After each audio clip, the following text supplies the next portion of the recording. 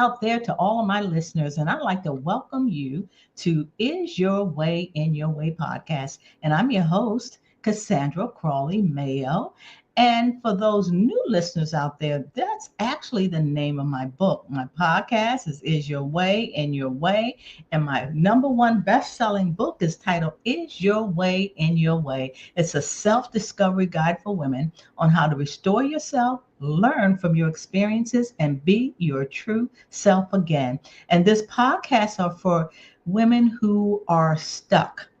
And I mean, really stuck. For example, you know how in your soul, it's like something is calling you to do something. If it's to write a book, get a promotion, get out of a toxic relationship, perhaps, or forgive somebody, or you always wanted a family and you're not even and unable to for some reason, but yet maybe adoption's been calling you. Maybe you should adopt, but yet you're reluctant about that. In other words, it's just something that you have not yet made that step or executed. So we talk about topics related to personal improvement, maybe business improvement, personal growth. And I also say that I'm always prayerful that one of these podcasts will touch you. And all of a sudden you will say, you know what? There it is. I'm going to pivot and I'm going to make that move and I'm going to start living my best life on my terms. And today we're going to talk about topics. Well, there is a topic we're going to talk about that's called breaking barriers. It's from real estate to open adoption coaching. That's going to be the name of this podcast. And I'd like to welcome I'm telling her she's in the orange room, and I'm going to take her out and have her come into another orange room. And I'd like to welcome Haynes to the podcast. And what a pleasure it is to have you. And I am just so, like I shared with you before, I'm just out of this world about this topic because I've never even thought about there could be individuals that want children and not maybe even considered adoption. So welcome to Is Your Way in Your Way podcast. Thank you so much. I loved your opening because it resonates with me so very much. Mm-hmm. And I was stuck, in fact, in my life. And we can explore how that came to me being a coach, but absolutely can testify to say yes to what you have talked about with your listeners. Awesome. Well, before I get started, I just want to read a little bit of your bio so that my listeners will understand what qualifies you to do what you're currently doing, and also about other things you've done throughout your life as well, which I'm going to call your journey. Aya Haynes is a dynamic speaker and an advocate who proves that when you courageously pursue your passion, you don't just change your own life, you ignite possibilities in others. After leaving a high-profile TV career and real estate and embracing single motherhood through open adoption, she has discovered that redefining societal expectations can create a ripple effect of empowerment and growth. From challenging traditional views on motherhood to guiding women toward financial independence and personal freedom, her story shows that by living authentically, and I say authentically, and you know, guys, that's what I wholeheartedly believe in, and champion your dreams, you inspire others to do the same. Her insight on open adoption, debunking myths about single parenting, and designing a life on your own terms will resonate with anyone that's eager to turn self-doubt into self-determination. One other thing, she also co-authored a best-selling book through Amazon called Ready, Set, Live. Empowered Strategies for an Enlightened Life. That sounds like a great book, guys, right? Get ready, get set. It's time to live. Wow.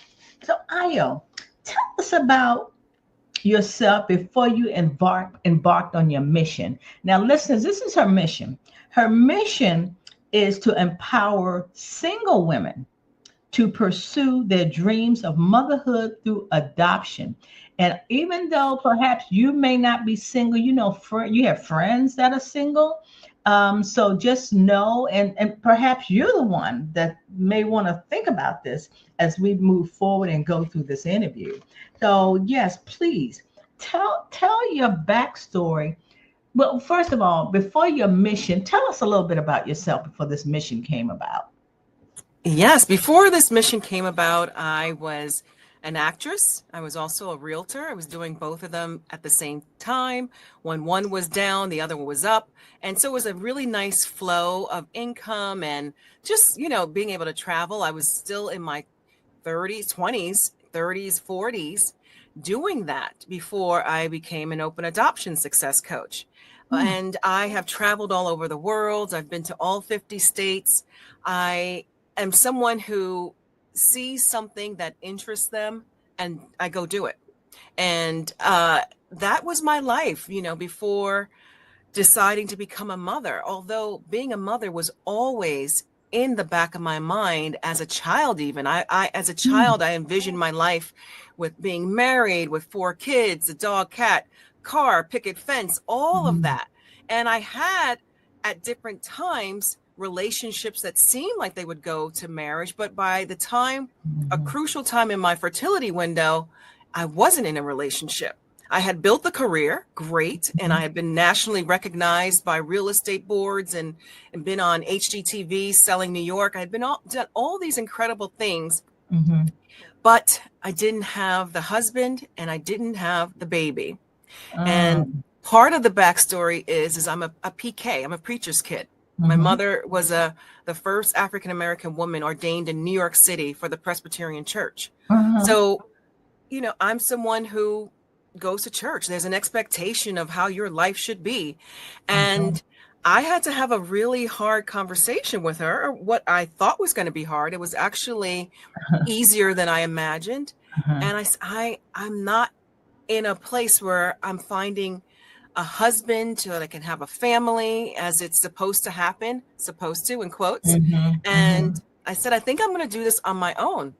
And she was supportive. And so my on my own meant that I started with fertility treatments, going to get IUI treatments, IVF treatments. None of them worked. They depleted my bank account. Thankfully, in real estate, I had built up enough money to be Yeah. able to do this. But if Yeah. you look at the long-term effect, you're like, okay, this is not sustainable. I can't keep Hmm. doing IVF treatments for 15K a pop and Yeah. IUI treatments for 2,500 to 5,000 a pop, right? It's not Wow. sustainable. And it's Oh, really hard on your body physically with the hormones. There's the up and down of whether you're pregnant or not, taking a pregnancy test and yeah. seeing the negative. And Yeah. eventually I just said, okay, I have to go a different route. And adoption was not necessarily something I considered. I Hmm. had seen it modeled in my family with different family members. And Hmm. then with a particular cousin, I had a chance to hold a little baby who changed my life in that Oh, moment. And I wow. said, if she can do it, I can do it. And that's what Wow. I'm doing. If I can do it, you can do it. Oh, what a great story. I love that story, because I know I have a lot of listeners that want to be married. I'm not sure why. I mean, and I say that, I'm not saying it's a bad thing, a good thing, but I'm just Right. saying, why do you want to get married? Is it to have a family or just to have companion, or is it because that's what we were told? We were told when we finished high school and had the opportunity to go to college, we get a job, we get a husband, we get the house with the white picket fence, we have the children and all of that. And when those expectations, which are their expectation, some of my listeners' expectations, when that doesn't happen, they don't feel good. I mean, emotionally, they are not in a good place. And I can say that for myself because I was one that wanted the family and the kids and the marriage and the picket fence. And what happened with me is I was a career girl. I worked in corporate, as many of my listeners are aware, and I was a bit bothered that, wow, I can't, I'm not having any, I don't want to say luck, but uh, there was no one out there that I felt that be comfortable in marrying. And I wanted to reiterate my story with your story because you still had a passion. And for those that are listening, still have a passion. If you've not married yet, there's still some things that you have a heart's desire to do. And just listen to Aya. That was her heart's desire, is to have that husband, have that fence. She doesn't have that, but like life goes on. She sounds like that she had some limiting beliefs that she has overcome. And also, so now I would say she is a trailblazer in open adoption. And what could you explain? I know what a trailblazer is, but a trailblazer in open adoption. What is open adoption? What is that? Yes. Well, first, I want to go back to what you said about your lifelong dream. So that lifelong dream that I had as a older person in my 40s, and actually I didn't come to the term until I was coaching and Mm, explaining how I got to this place to clients. And I realized I termed this thing called my life non-negotiable, right? uh, Not just a lifelong dream, but what is it that I'm not willing to leave this earth without having mm, experienced? And for yes. me, it was motherhood. So it's not just a dream, it was a yearning that I have to do this in order Okay. to feel fulfilled. And I know that God didn't put me on this earth with this great dream and urge to not Right. have that fulfilled. So Right. I had to go through the process, as you said, of changing mindset. Am I going to be limited by societal norms, or looking at the reality of my life, the desires of my heart, and say, okay, what is it that you can do to achieve this? Right. And so 10 years later, my daughter's now 10. Her story, our story is amazing. It's a miracle in itself. I didn't have a lot of help in navigating the adoption journey, period, and then the open adoption journey. So adoption has you going through the path to become a mother through someone placing their child with you to raise, and that's adoption. And Io, you one thing, I'm sorry to cut you off, but I have a question. Were you yes. coaching before you start pursuing this adoption? Or you started coaching as you were pursuing? You realized that was something, a gift you had that could help others? Because I understand you in real estate. You did a phenomenal job in real estate. You were on television and all of that. So the coaching start with you pursuing the adoption, open Well, adoption? actually, the coaching actually started when I became a certified mentor in real estate. So I was coaching in real estate, Okay. but not in Okay. adoption at all. All When right. I was in it, it was so very new. There, Uh-huh. I was experiencing it.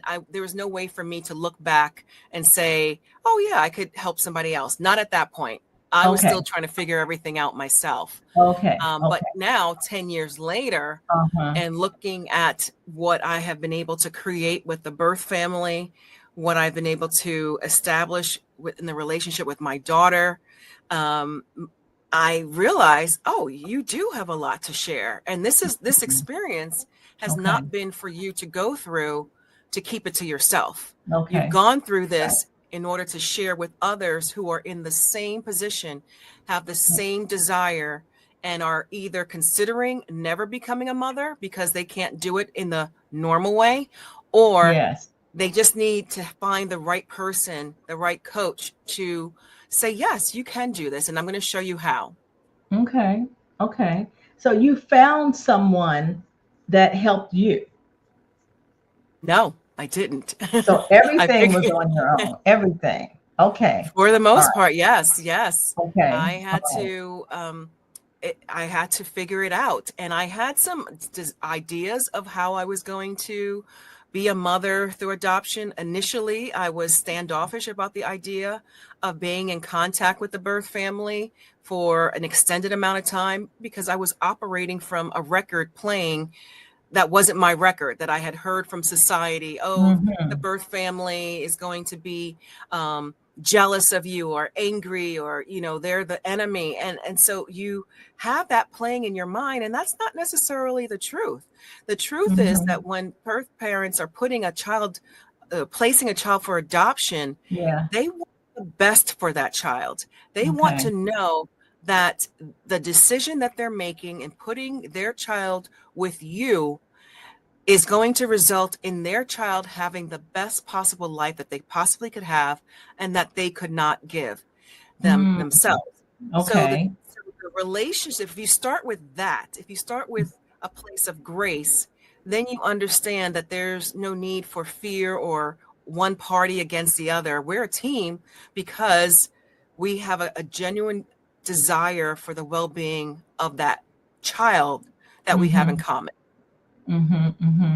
So when you were okay, because I know there are different reasons why people put their children up for adoption. Like one of them indicated that it's for the child's best interest that they do that. And then there's some they have to, you know. Um, um, and there are perhaps some other reasons, but when you were pursuing that, um, was it a prerequisite for you to adopt someone whose parents wanted to put them up for adoption because they wanted better for them? Or did you know the reason? Did you want to know what the reason was why a child was put up for an adoption? And I these think, are newborns, right? You wanted to yeah. adopt a newborn. For me, yes, that was always my Right. dream, Okay. because I always had a dream Sure. of being pregnant. So I wanted to Okay. know what that felt like. And if I didn't have that opportunity to be pregnant, I certainly wanted the experience of mothering Okay. a newborn. Now, Okay. newborns are going to be what you are going to adopt if you're looking at a child domestically through a private adoption or through a birth family, right? If you're talking about someone, or the child has been taken out of the home, Yeah. or there's some kind of safety concern, then that Right. means that the city or state has stepped in, and that Okay. child is now probably under guardianship of the Until. county or the city. Okay. That's a Okay. little different. That means Okay. that child welfare is involved. And then Okay. that also is a little bit difficult to, not impossible, but it's going to take a lot more effort to create an open and friendly relationship with the birth parent, because in the situation where a child is removed, their parental Mm-hmm. rights are generally um, terminated. And Okay. and if you're terminating rights that are not wanting to be terminated, then that can lead to contention. But Okay.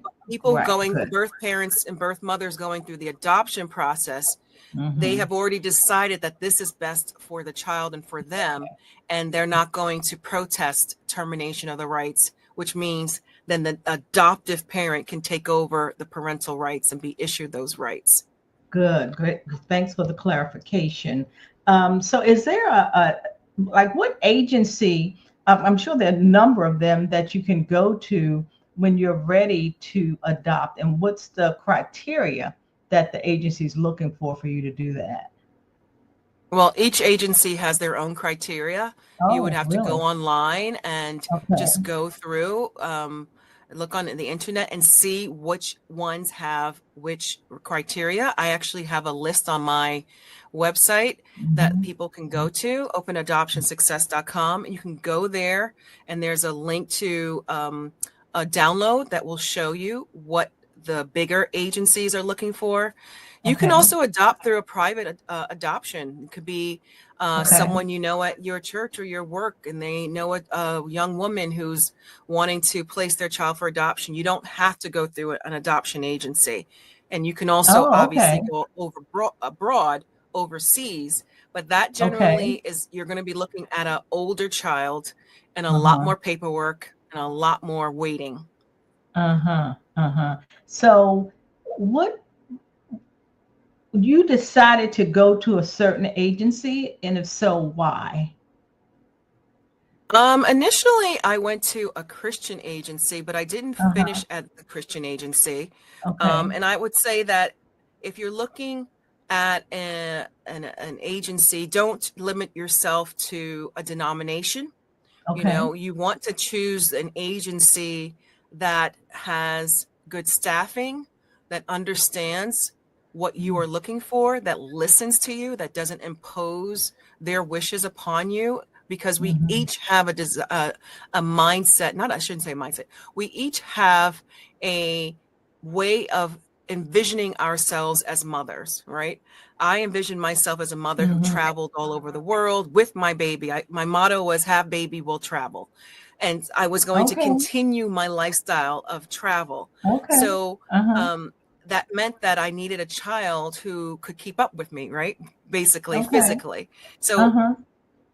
taking a child that had physical ailments or Yes. that was neurodivergent or something like that wasn't going to work for the lifestyle Okay. that I envisioned for myself. But that doesn't mean that there are single women or couples out there who are graced by God to be able to take on a Mm-hmm. baby that has neurodivergency or um, is has some kind of physical ailment, right? There are parents out there for every kind of child out there. That's the beautiful Okay. part about it, and that's the beautiful Okay. part of adoption. Mm-hmm. um and so yeah, don't limit yourself that way. You do your homework, find out if they are they listening to what it is that you want. How much Mm-hmm. do they cost? What's their process like? Mm-hmm. Are you as a single woman put on the back burner, or are you presented to birth parents in an equal measure to couples? There's all of those type of things. Do they give you any kind of training? And do they offer classes? Do you Mm. want one that's local to you, or are you able to travel across the country at the drop of a Okay. dime Uh-huh. because you have to get there? So there are all sorts of reasons to choose and look at a particular agency. Right. So what you're saying is, depending on the agency, they all perhaps ask similar questions, but some of them can be very different. Different Oh, yeah, questions. Yeah. absolutely. And Okay. you want to also make sure that you are happy with that agency Uh-huh. before you give your money. Uh-huh. Because I was with that agency and another opportunity for a child came about, and I had literally just paid my money, my down payment, the first payment, when I got the call to be considered for another agency that was local to me. And Mm. I called them all happy. I was like, hey, guess what? I got chosen by a birth mother. Right. So can you refund my money? They're like, sorry, no. I had Oh. already given it. Yeah, per our rules. So you want to be sure Oh, which wow. agency you're going with. Yeah. And I would not recommend going with an agency until your paperwork is completed. That means that your home study is done, that Mm-hmm. you have done all your fingerprints, that you have the A-OK to be able to take a child home from the hospital. I Mm. I would recommend, going about 6 months or so and looking for yourself to see. Mm. You might be able to avoid some costly Yeah. payments going by Right. yourself. But then if going by yourself and going that route does not feel good to you, or it's not easy enough, then go with an agency. But just Right. make sure that once you pay your money, you're okay with losing it if a baby comes Mm-hmm. another way Mm-hmm. and not through that agency.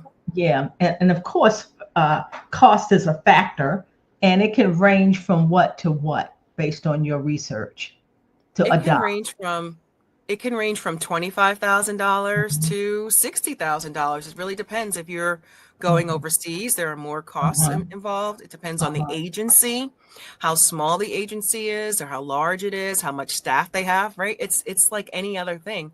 They have overhead, and so they have to build in costs based on what it means Mhm. to have a functioning agency.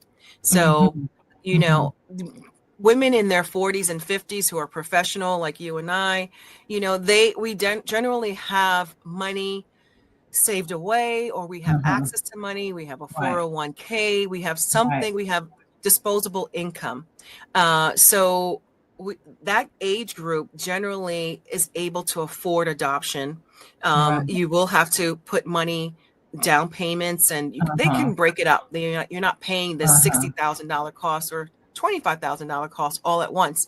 It's by, incrementally, but you also get a tax credit. Mm. So I forget the amount for this year. I want to say 14,000, but whatever you can easily search the number.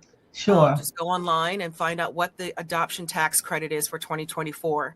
And it hasn't really changed over the last couple of Okay. years, but that's a huge benefit, right? If you're thinking Absolutely. about, a $35,000 fee from an agency, knocking $14,000 off, you're not getting it in Right. cash, but you're getting it Right. off of your taxes. Wow. And Uh-huh.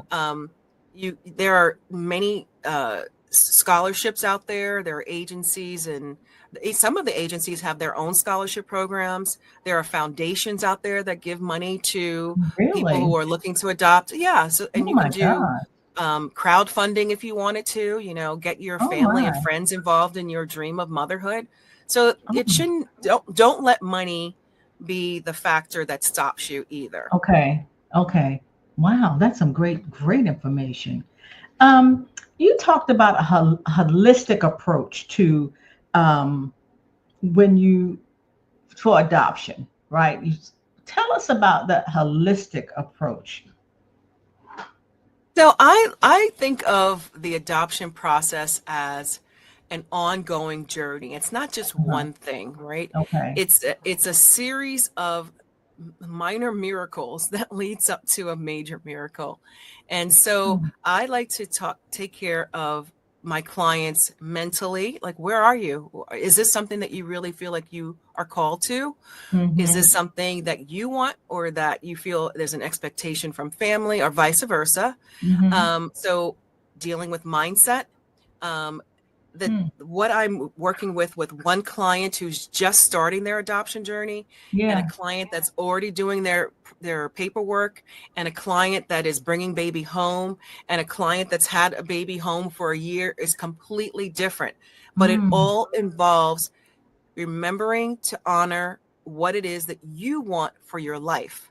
What is your truth? How is it that you would want someone to treat and interact with you? Right. So there's no, when I talk about working with birth families, Yeah. right, they're not the enemy. They're not the enemy. When I say open adoption, I mean, not only are you having a conversation or in conversation with them, it could be through a social worker, through the agency. Mine happens to be direct contact, and we Mm-hmm. decided that in the hospital. It's Okay. all individualized, but it Sure. also means open, in that within your home, your child understands how your family came to be because of how they were brought into your life. There's no secrets, there's no fear. We don't operate in fear. And Okay. holistically, if we can erase fear from the whole process, Mm-hmm. you breathe. And I say that with a lot of looking back, because Yeah. when I say, Cassandra, I had my hands on the wheel trying to direct traffic and make this process go faster, because as a single woman, I was told, yeah, you can adopt, but it's going to take you about a year and a half before you find a birth parent that's going to Oh be wow. willing to give to Oh have my you be God. their child's Uh-huh. parent because you're Yeah. single. That Right. turned out not to be true. Again, we Uh-huh. can't listen to what everyone tells us, right? Because what God has for us is for us, and his timing Right. is beyond anything that man can construct. Okay. So we can't go with what normally happens, because every single adoption story is slightly different in some way. I mean, there's Wow. no two ways that it all happened, right?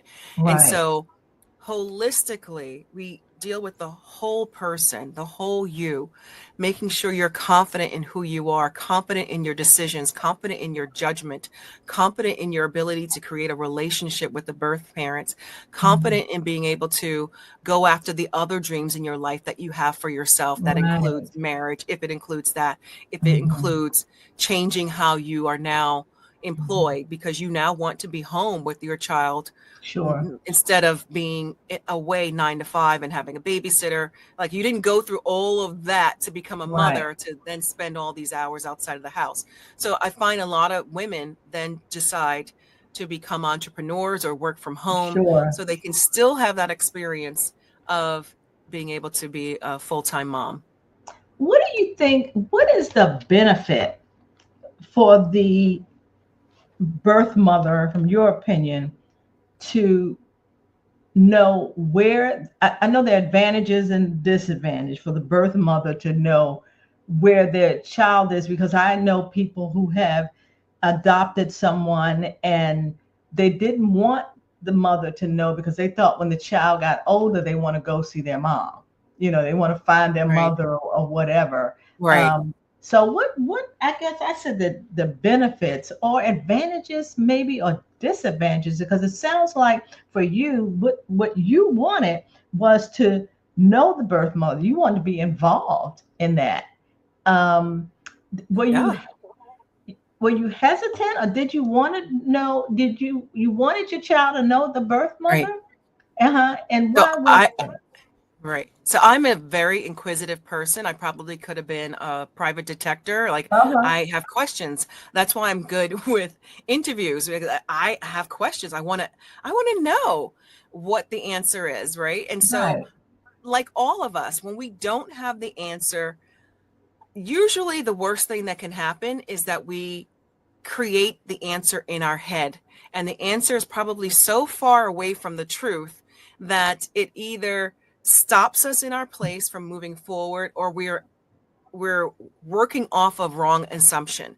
So I didn't want to do that. I don't like to live my life that way. I like to have direct talks with people, right? And I sometimes it's very difficult, right? It's not easy Okay. to have a heart to heart. Sure. So yes, I definitely wanted to know who she was. I did not have that privilege in the pregnancy. It wasn't until the day she was giving birth that I met her and we connected in the Uh-huh. delivery room. And that is where the Oh. open adoption, the openness came about because we said, oh, you're Mm-hmm. human. I'm human. All we want is Mm-hmm. for the best for this child. Do you want to keep in Mm-hmm. touch? Okay. And it's been respectful. It Mm. hasn't been like, I want pictures. Give me pictures. Who's the, Yeah. no, none of that. It's very respectful on their side. I'm very easily giving them pictures to say, hey, you probably want to see this picture, and be able to say, this is your child. Imagine if you placed a child up for adoption and you never saw them again, and perhaps you never even saw them Yeah. when you birthed them. What kind of stories are you creating in your head? You're constantly living in this place of I wonder, is this child Wow. walking past me, my daughter or my son? What would she Right. look like now? That's wasted Yeah. energy when you can easily have access to that. When I can say, hey, here's her first birthday. Here's this, here's that. By the way, who in your family is tall? Would you mind showing me what the rest of your family looks like? And these are things that happen over time, but it's just Mm-hmm. like a basic friendship, right? We're not asking you to be best buds. If you become best buds Yeah. over time, amazing. Yeah. But it's about Yeah. having a respectful relationship with the family that graced you with the thing that you said you wanted most. Yeah. And you asked God for it, and He delivered. So that means Yeah. that I can only, and I should only, consider my interaction with her with grace and love, as long as there's no reason for me to put separation. If there's a reason for me to Mm-hmm. be fearful about my child's well-being, okay, that's a whole different story. But that's not the reality. And that's not the reality for most people. In fact, birth parents, birth mothers who do not see their children, Uh-huh. who do not say goodbye in the hospital, are the ones who will cancel the adoption. Uh-huh. I was So going to ask that. Mm-hmm. so Mm-hmm. why would you not? I I let my daughter's birth mother spend time with her at the hospital, say goodbye, mourn her. There's joy on one side in my room, right? Everybody's like, "Oh my gosh, we're so happy Yeah. for you." And then you Yeah. have a mourning. It's almost like a death, right? There's Sure. you have Sure. to appreciate the grief that's going on the other side. And so Mm-hmm. how much better is it that you do not have an adoption that is Wow. being reversed because they have the answers, they have the relationship, and Yeah. everyone I talk to says it's the best thing. It makes their lives on both sides so much better. And imagine I'm raising a child who doesn't have to wonder, well, why wasn't I kept, for people Mhm. say she'll go back to her mother. No, that's not her mother. I'm her Now mother. you're her mother. Right. That's Mm-hmm. her birth mother. That's her birth parent, the Mm-hmm. person who brought her into the world, Mm-hmm. but she doesn't know her as a mother. I'm the mother. So Mm-hmm. why would I have a fear that she'd want to, leave my home to go to her? Does she have a desire to get to know her? Absolutely. And that's normal. So Uh-huh. that's what we Uh-huh. work with. Wow. Wow. And your coaching definitely supports that whole thing because you've probably seen it all as it relates to that. And as I indicated, I do know people who have adopted and as they get what they say they when they become teenagers, they say they start smelling themselves and they'll say, well, I'll go find my mother. It's just part of, I guess adolescence or whatever. Right. So I mean, what there are was the people who will most, say that, yeah, but there are other kids who right. won't. It's not even a thought to them. Okay. Okay. Great. Um, um, could Okay, so I was going to ask you about living on your terms. So that journey you went on, that transformative journey that you went on, that was on your terms, right? You were like, I still want to work. You traveled. You indicated when you had her, and she's how old now? 9. Yeah, she'll be 10, and before her second birthday and Mhm. before the pandemic happened, we had visited 5 countries. I brought her with me everywhere. It was like, let's go. Wow. Wow. Okay. That's a great story. That's awesome. Um, um, Did you have being single? Was that a barrier initially because the agencies think that the child should have a mother and a dad? Like, what was your experience with that? I Because I think have it's listened more, to several people. Mm-hmm. I don't think it's necessarily the agencies think that the child should have a mother and a dad. I think they Okay. think that the birth parent or the birth mother, more than likely, will want a double, a husband and wife for their Yes. child, as Okay. opposed to a single Okay. family household. But a lot of birth mothers who are, in the adoption process or considering adoption come from single family homes. So it's not unusual for them to go, this makes sense to me. Mm-hmm. This having her, a single mother, raise a child makes sense. It's okay. Mm-hmm. And, in my case, the Okay. birth mother said, yeah, she's single, but she won't be for long and forever. And it's true. I mean, Mm-hmm. I haven't found my husband yet, but I have every desire and intention to find him. And I know at the right time, it will happen.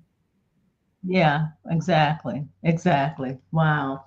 Talk And about I because should I also say, know. Cassandra, oh, sorry, I was going to say, I actually have a Go ahead. client who is still dating and she has a new baby that she just adopted. So if you Uh-huh. are on that track of dating, you don't have to stop it, right? As long as you have a great support system, you Right. can still go ahead and date because you still have that dream of finding a husband, of being a wife, of having your child have a father. So you can't sit Mhm. home for the rest of your life expecting to find a man.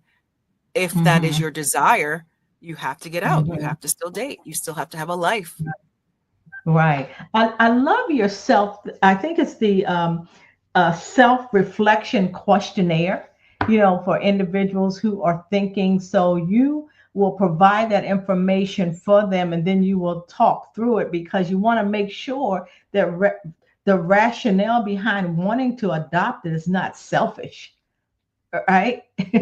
Well, it's not necessarily selfish. It's more that you know what it is that you want, because you want to create an adoption plan.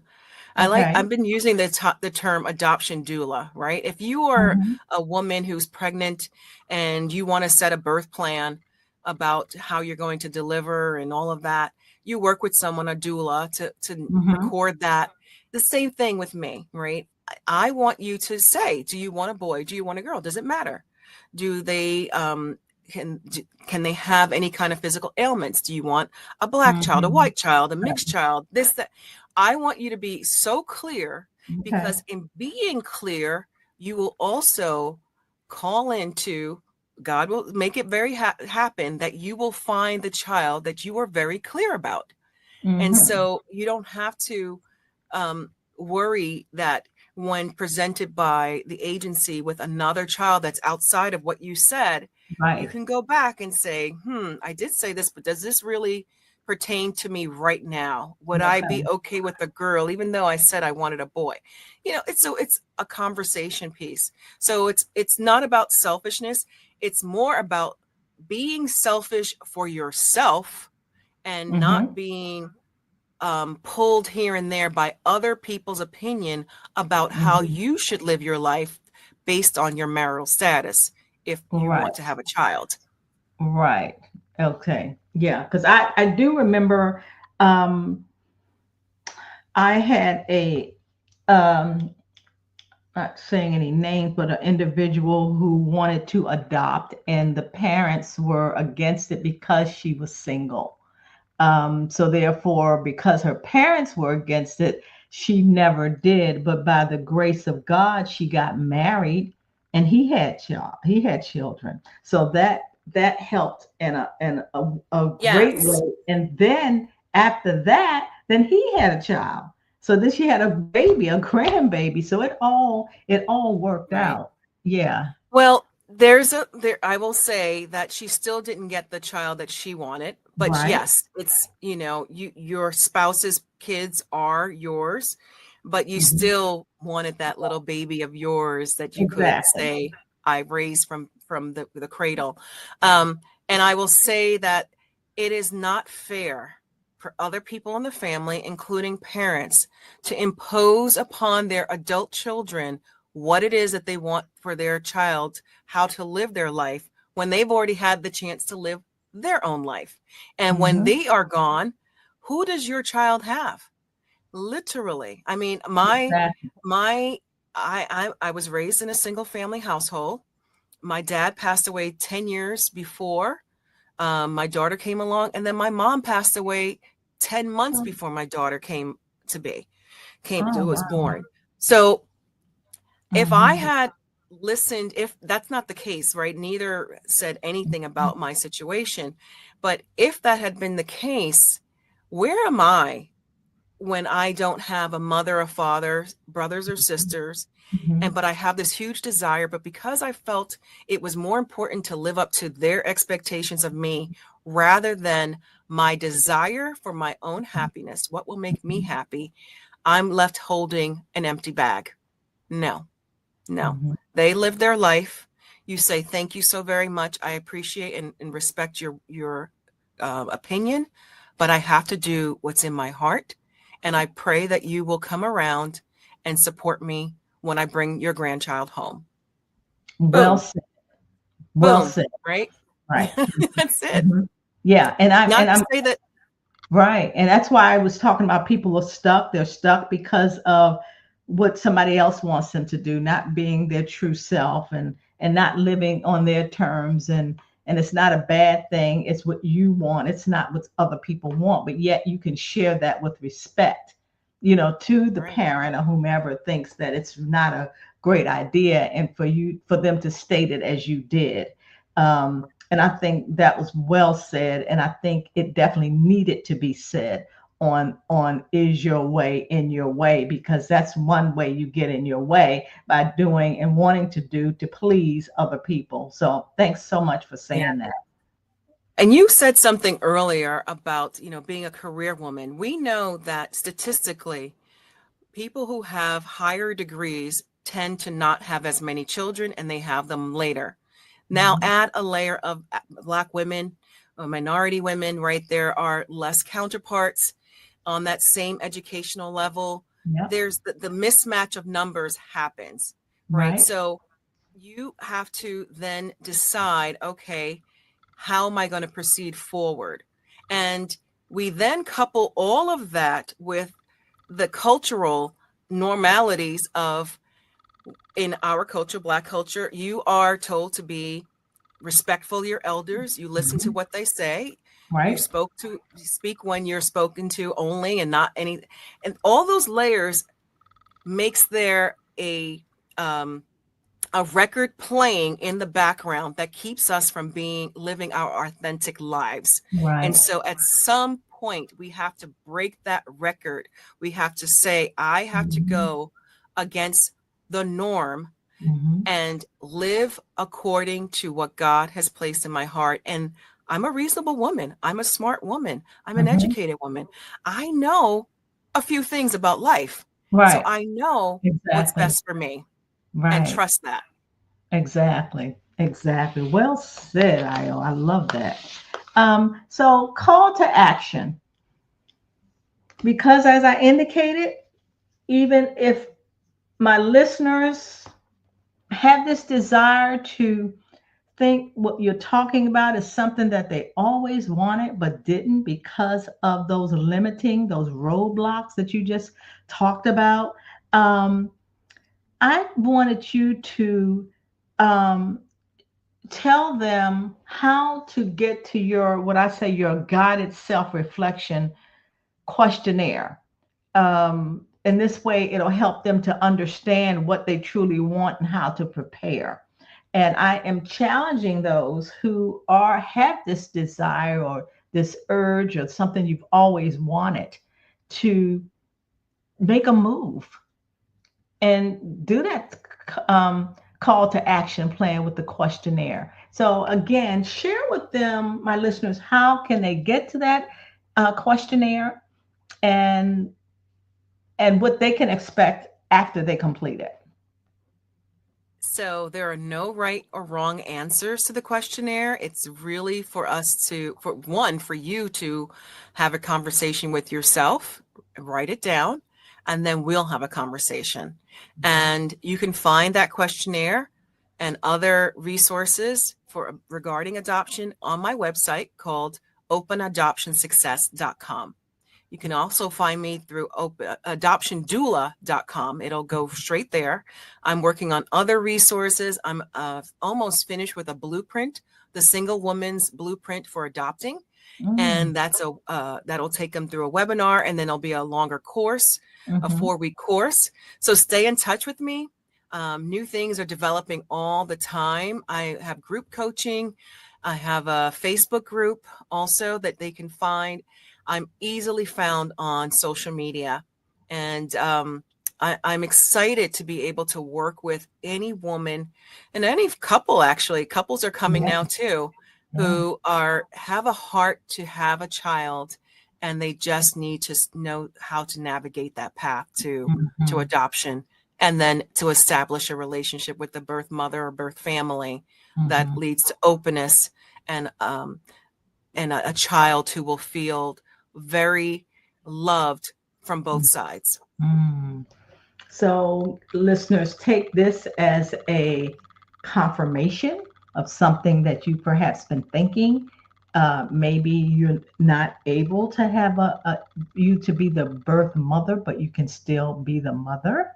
So I just encourage you, and I want to thank Io for her time. This has opened up my eyes. This is something that I'm not familiar with at all, but thanks to Miss Haynes, she's opened my eyes and increased my understanding. And as I come across individuals, which I'm certain that I will certainly refer them to you, Io. And I just want to thank you for being the person, the doula, the advocate, something unique, something I've not heard of before. And I know from this, because my listeners are going to share this, it's going to be on all podcast platforms. And I ask if you like this podcast or love the podcast, please click subscribe to it. And also feel free to share it with anybody that you know this will be a blessing to. So again, I could talk. I have more questions because I'm a curious person, but we can't go on and on. But my listeners, they know how to get in touch with you. And I just want to thank you very, very much for what you're offering the world. God bless you. Bye for Thank now. you so much. Yeah, and my listeners, I say to you, bye for now as well. God bless.